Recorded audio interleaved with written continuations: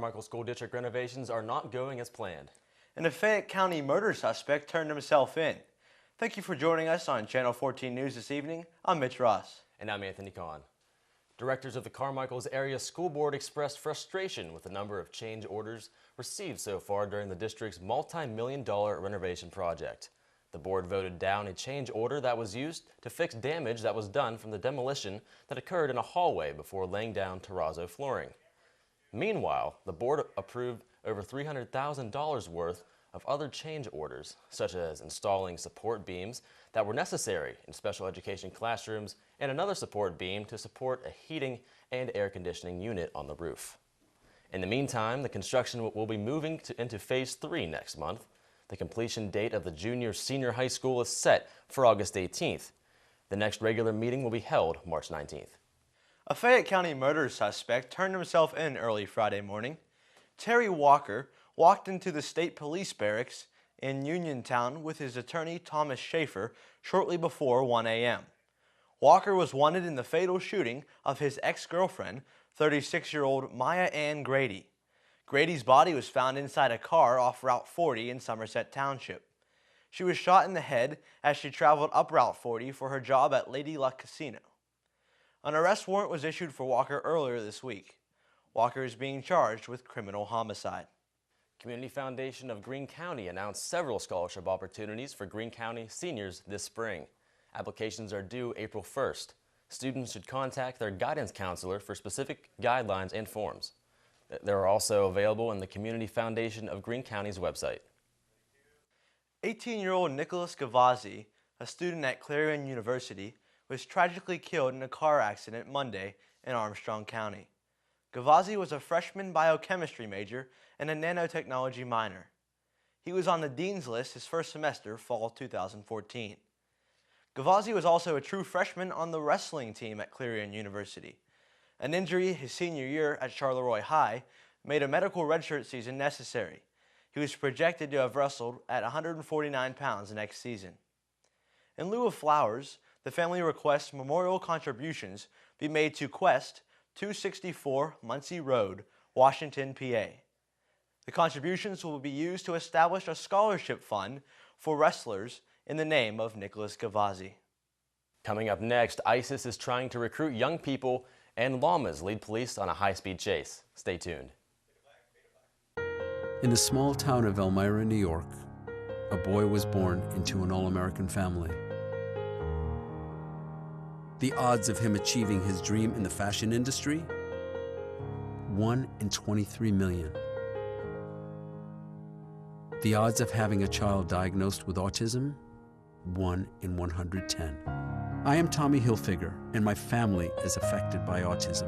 Learn more at autismspeaks.org/signs. Adopting a new pet is a rewarding experience. And shelter pets make super pets. Your new best friend will steal your heart, bring you happiness, and enrich your life for years to come. You can make a difference in the life of an animal. Adopt and bring home a shelter pet today. To find out more, visit theshelterpetproject.org. A series of young people in North America are under investigation for allegedly trying to join the ISIS terror group overseas. Mary Maloney has the story. Authorities say a Minnesota teen tried to fly to Turkey with the intent of joining ISIS in Syria. The 18-year-old Somali American pleaded guilty Thursday in a federal court in Minneapolis. In Canada, authorities are investigating several missing teens who attended a community college in Montreal. A police source said the teens may have traveled to Turkey in order to join ISIS. There was shock and concern among students. It just makes us think, like, what were they thinking? I can't believe that some students could have their mind like blown by that and leave the country to go there. And 2 Brooklyn men are accused of trying to fly from New York to Turkey in hopes of eventually joining ISIS in Syria. Those 2 and a 3rd Brooklyn man accused of trying to help fund the trip appeared in court on Wednesday. Their attorney says the FBI is rushing to prosecute. Online propaganda by ISIS is a growing threat. The State Department says it's battling about 90,000 tweets each day, and the FBI says it's investigating homegrown violent extremists in all 50 states. The threat posed by ISIS came up at the Conservative Political Action Conference in Maryland Thursday. We have radical Islamic terrorist groups that are in their adolescent stage that wish to destroy us. And we have two choices. We can wait and see what they're going to do and react to it, or we can destroy them first. I'm Mary Maloney, reporting.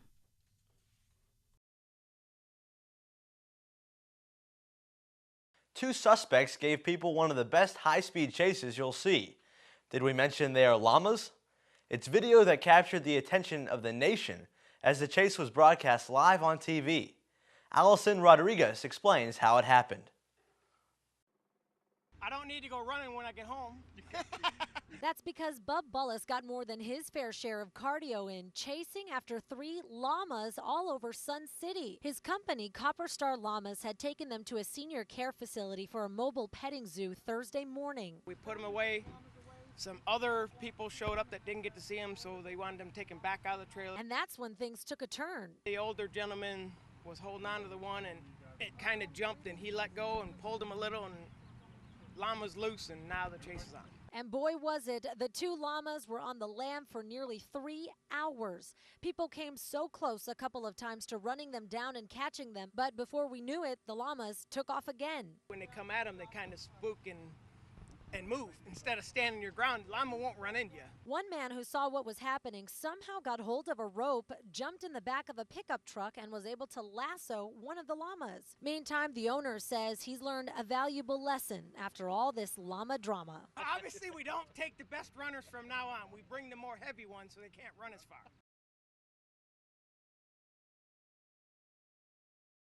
For the first time in 5 years, President Obama exercised his veto power.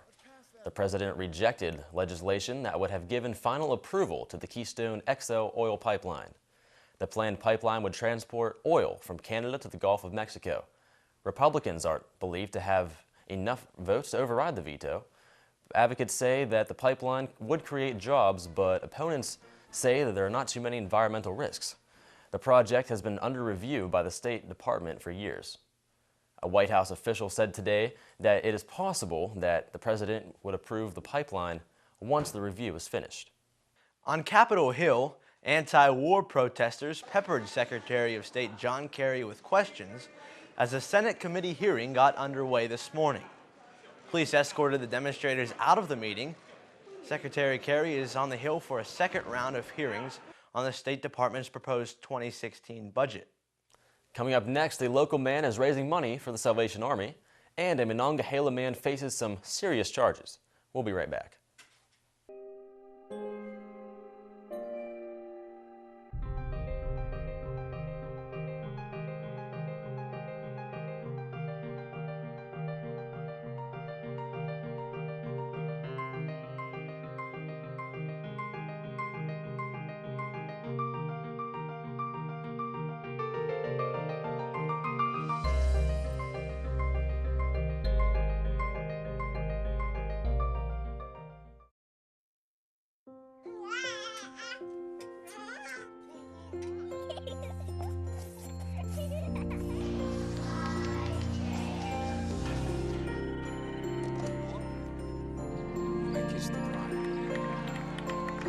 A full life, measured in seats, starts with the right ones early on. Car crashes are the #1 killer of children 1 through 13. Learn how to prevent deaths and injuries by using the right car seat for your child's age and size.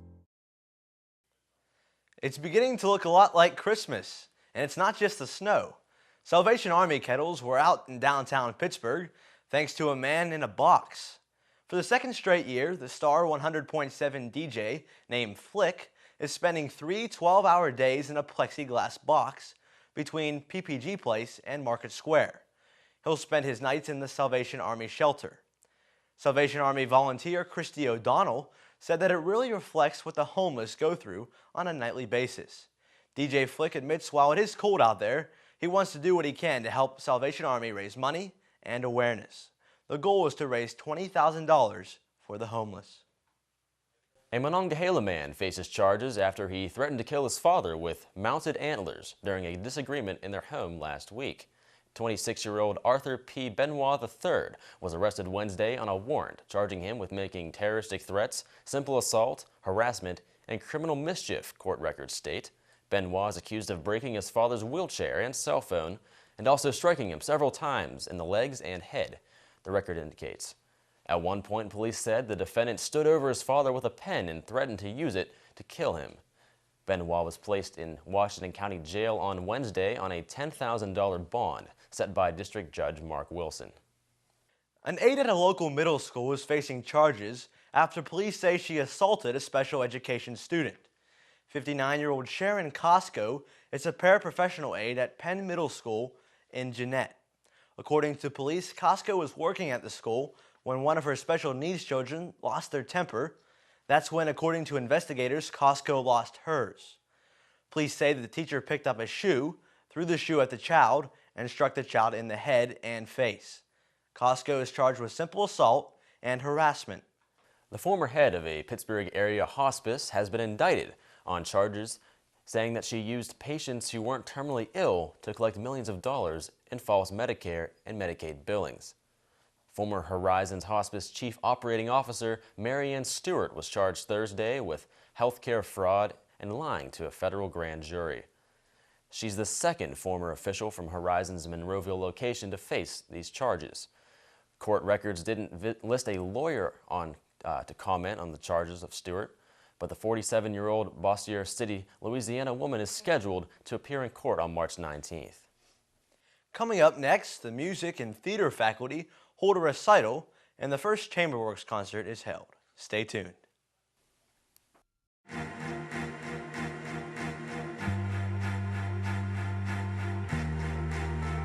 Coming home can be hard if you're a veteran of Iraq or Afghanistan. You may feel like you're all alone.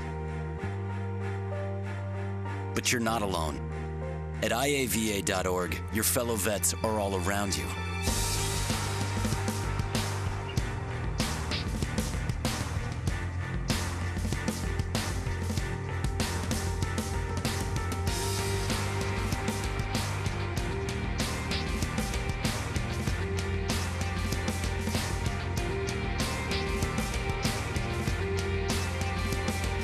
Join our free online community, get the resources you need, and connect to other vets who know where you're coming from. iava.org. We've got your back.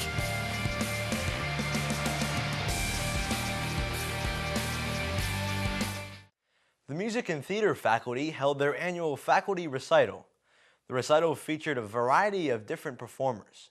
It gave the faculty a chance to get back on stage and perform what they love to teach. The recital included percussion, guitar, and even a theater monologue.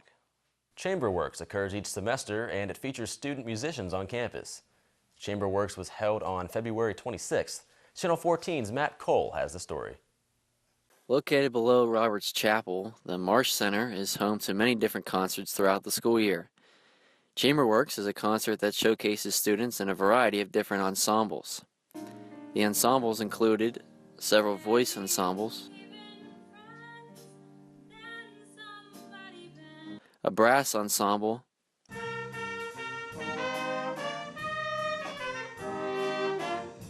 and percussion. Dr. Rhonda DePriest coordinated the program. And most of the members of these ensembles are not music majors, so it's really interesting trying to find a time that everybody can get together. The music department plans to have more concerts like this throughout the semester. For Channel 14 News, I'm Matt Cole. The annual talent show, Waynesburg's Got Talent, was held Friday, February 27th in the Goodwin Performing Arts Center. Waynesburg's Got Talent is an annual talent show where Waynesburg students can showcase their talent. This year, there were 14 contestants, which ranged from a spoken word performance. I am not your doormat.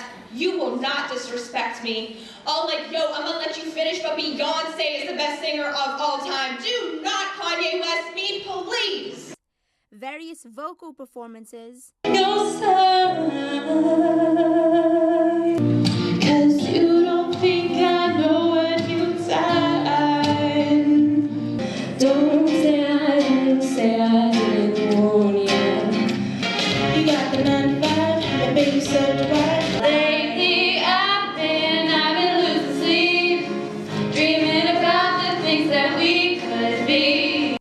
drum solo,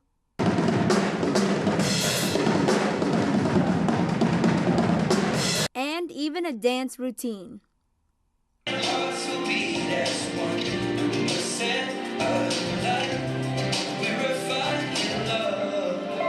The first place winner, Adam Tapero, sang an original song that he had written in high school. But one thing's certain, this will always be for me, a song that I keep alive in my heart.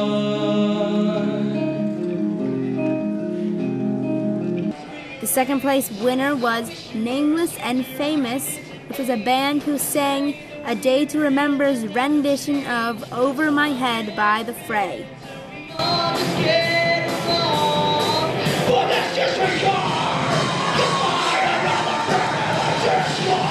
And finally, the third place winner was a comedy act by Woo's Lines cast member Dawson Labs. Well, this is the hot. That's the cold. This turns on the shower. Congratulations to all those who participated in the talent show. For Channel 14 News, I'm Nika Anschutz. Coming up next, April Belizio will have your business report. Stay tuned. Hey, you going out like that? Yeah, why? Well, what would the neighbors think? I see you! Come look at Mr. Feather. Look what I have. Mr. Bird, remember? Bark, bark, bark. We're just playing. We're just playing on trying to get you out of here. Even still. You don't have to be perfect to be a perfect parent. There are thousands of teens in foster care who don't need perfection. They need you.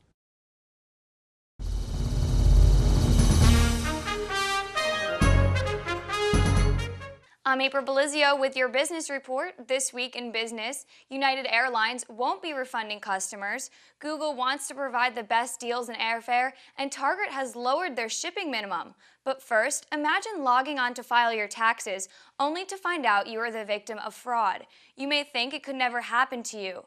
Ashes Martinez spoke to a woman who says, "Don't take anything for granted." Here's the report. Rachel Allman of Hickory gathered all documents needed to file her taxes online through TurboTax. When she logged onto her account, Rachel was confused. It said on the front page of it, congratulations, your return has been accepted, and it said it for both federal and state. After some investigating by Rachel, she found out her taxes were filed before she even had her W-2 forms in hand. My social security number had been used, my name, my address, my phone number, my job title, but the bank account and routing number were not mine. Rachel doesn't know how her information was stolen, but it has taken her weeks of phone calls with no end in sight. I depend on that to pay bills, and it was right before a paycheck was due that next week, and I was afraid that all of that would just disappear. Brad Favor, the owner of Liberty Tax in Plaza Midwood, said this type of fraud can happen whether you file online or with a tax expert. The problem is the Social Security numbers are identifier now for so many things that the data is just out there. Favors recommends getting fraud protection to alert you if someone is using your social, and if you've discovered you've been a victim of tax fraud, contact the IRS. They will give you basically an identity theft PIN number, so whenever you try to file your return again, if you don't have that identity theft PIN entered in the return, it will get rejected. United Airlines won't face any penalties for avoiding thousands of really cheap tickets it accidentally sold earlier this month. For about 4 hours on February 11th, the United website in Denmark showed first-class transatlantic tickets from UK for as little as $70. The airline said it was an error caused by a third-party software. United canceled the reservations. Purchasers were contacted directly with explanation and a refund. The government has ruled in favor of customers in some previous cases, but not here. It said that the purchase had entered to fraudulently enter the billing address to show a residence in Denmark. Google wants to help you find the best airline deals. The search engine has launched Google Flights for travelers looking to save money. It features a calendar with the cheapest prices depending on the date and you plan to travel. If you know when you want to leave but not sure where you want to go, Google also has some interactive maps that show you the prices for different destinations around the world. According to Google, 54% of people don't know where they want to travel when they decide their plans for vacation. What Google doesn't show is the predator chart that some other websites might use to help prices drop in the future. Good news for online Target shoppers, the retailer has lowered the amount you need to spend in order to get free shipping. Online orders totaling about $25 or more, shipping is free. Previously, it was $50. Compare that to online giant Amazon, which offers free shippings on orders of $35. Target already offers shipping on most orders placed when it is branded in credit cards. For Channel 14 Business, I'm April Belizio. Your Jacket Sports Update with David Osepik starts right after this. I came to Waynesburg University to become an athletic trainer, and I absolutely love it. Waynesburg just offers so much more in the training that's available. You get the hands-on practical experience you need to be proficient, and that's what makes Waynesburg stand out among the rest. Clinical observations begin sophomore year, which gives 3 full years of experience before even graduating. Class sizes are small as well. I get the personal attention I need to excel and to really grasp what I need to learn to go out in the real world. I can't imagine going anywhere else. Waynesburg sets the standards in teaching athletic training.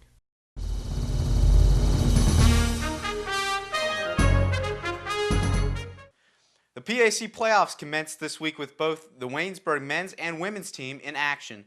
The Waynesburg track and field teams competed in the PAC Indoor Championships, and congratulations to Jason Probst and Rebecca Kerr on being named Athletes of the Week. Hi, I'm David Osepik, and this is your Jacket Sports Update.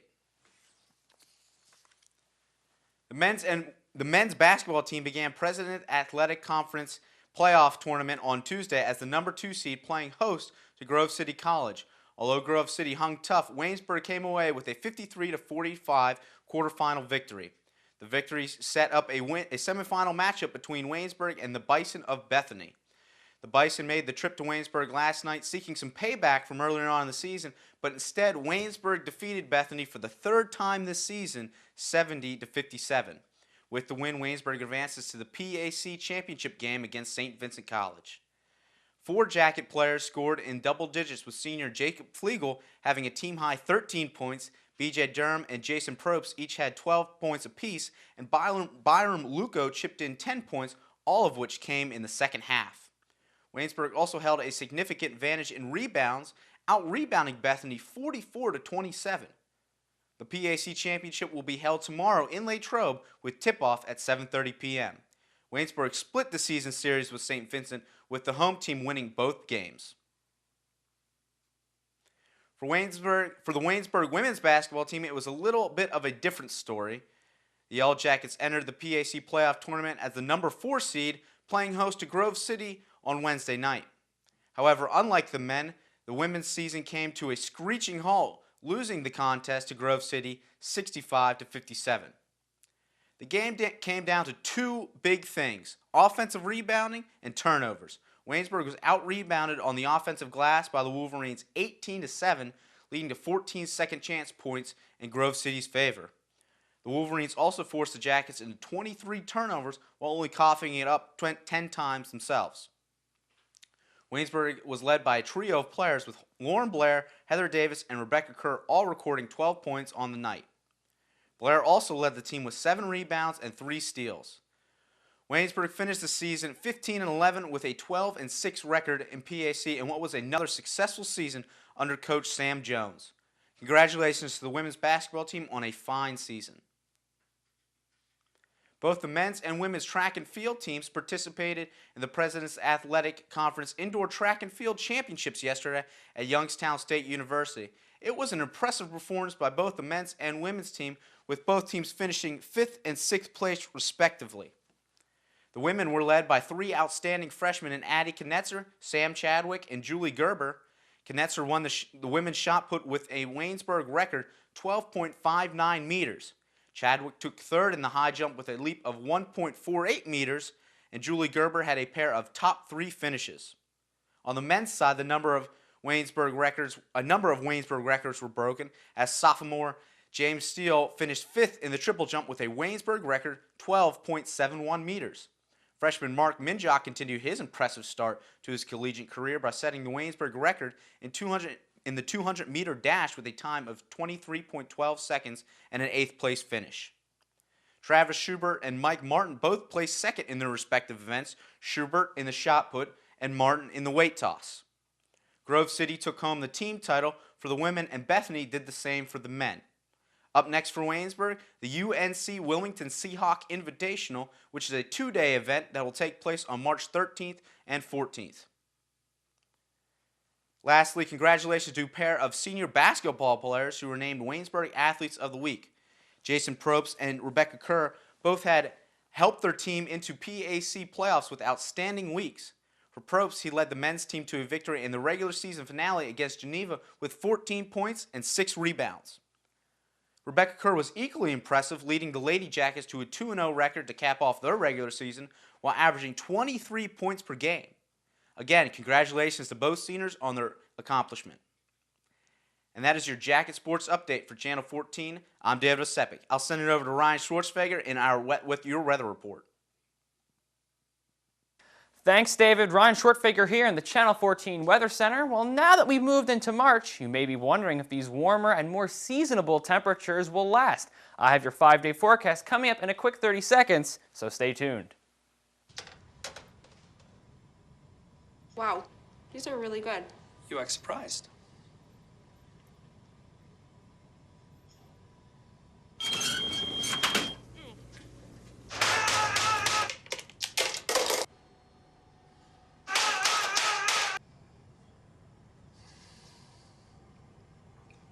Practice makes perfect. You don't have to be perfect to be a perfect parent. There are thousands of teens in foster care who don't need perfection. They need you.